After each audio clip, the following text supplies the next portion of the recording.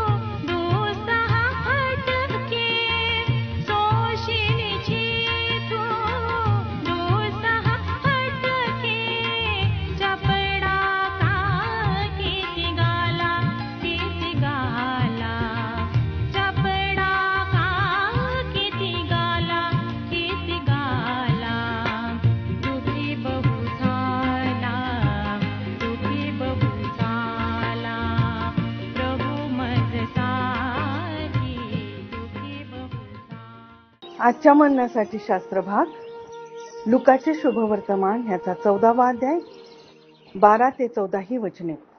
Look अध्याय 14 12 ते 14 ही वचने.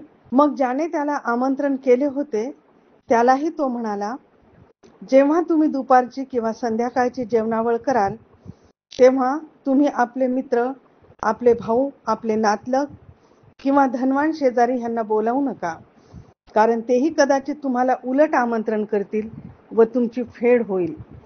तर तुम्ही मेजवानी द्याल तेव्हा दरिद्री, व्यंग, लंगडे व आंधळे ह्यांना आमंत्रण करा, म्हणजे तुम्ही धन्य व्हाल, कारण तुमची फेड कराव्यास त्यांच्याजवळ काही नाही. तरी नीतिमानांच्या पुनरुत्थान समयी तुमची फेड होईल. प्रभू परमेश्वर ह्या वाचलेल्या वचनावर आशीर्वाद दे.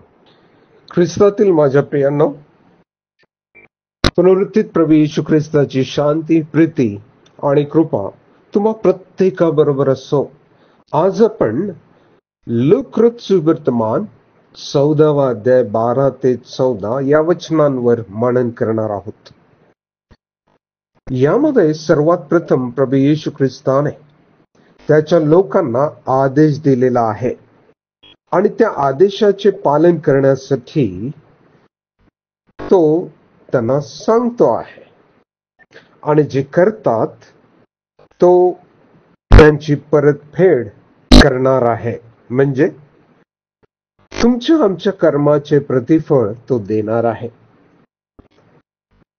याच संदर्भामध्ये जर आम्ही बघितलं तर आपल्याला कळून येईल की गर्विष्ठ लोक मुख्य आसने निवडून घेत होते, परंतु प्रभू येशू ख्रिस्त वचन 10 मध्ये सांगतो की तुम्हाला आमंत्रण असल्यास अगदी खालच्या जागेवर जाऊन बसा, म्हणजे आमंत्रण करणारा तुम्हाला वरची जागा देईल आणि तुमचा मान होईल.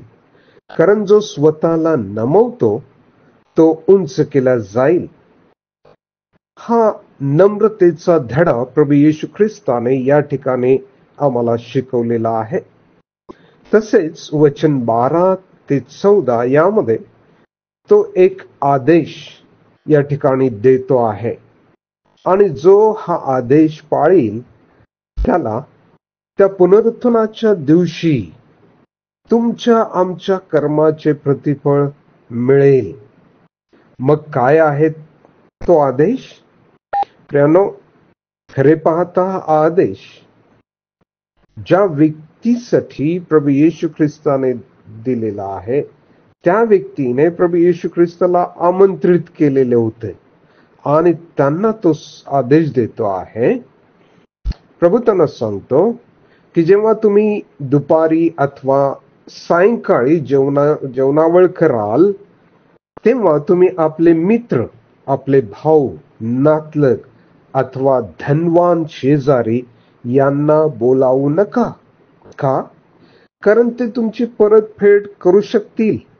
अशांना आमंत्रित करू नका.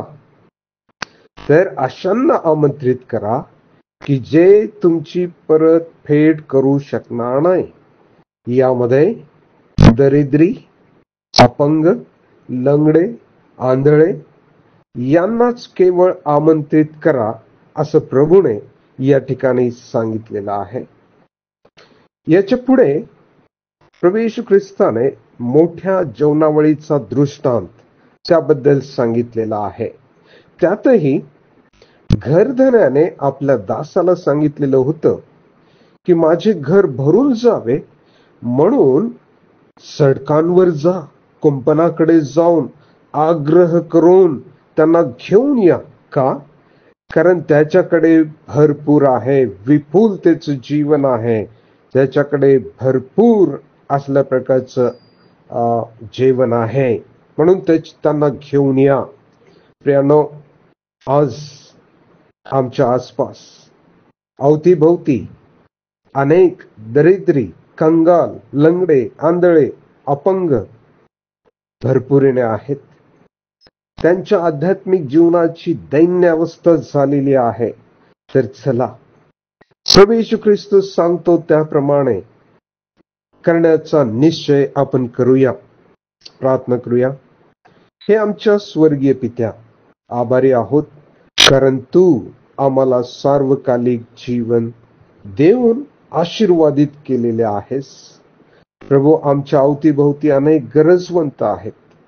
त्यांना आम्ही मदतीचा हात द्यावा आणि गोरगरिबांची काळजी घेण्यास आम्ही सहाय्य करावं म्हणून आम्हाला तुझी कृपा पुरव. प्रभू येशू ख्रिस्ताच्या नावाने मागतो म्हणून तू ऐक. आमेन.